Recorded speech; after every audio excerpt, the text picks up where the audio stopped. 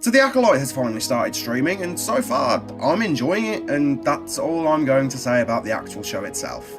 Moving on. What I actually do want to talk about is the possibility of Revan appearing in the show. And before I potentially get it in the comments, yes, I know, Revan is from the Old Republic thousands of years before the show.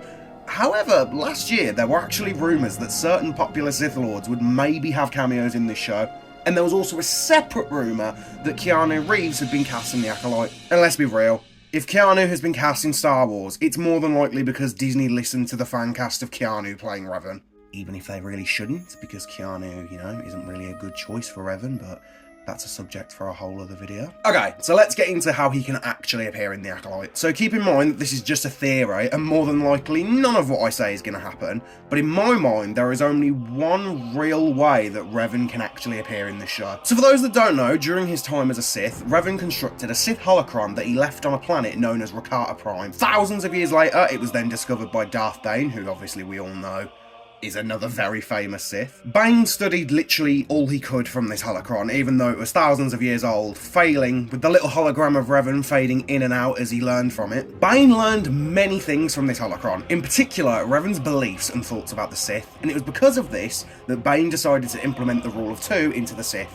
Once the holocron had taught him all it could, the little hologram of Revan put his hood up and vanished before Bane crushed the holocron with his foot. However, for this to happen, there needs to be a big change to this scene for it to actually fit into canon in order for it to be in the Acolyte. The holocron cannot have been destroyed by Darth Bane. So how would I make this change? It's simple.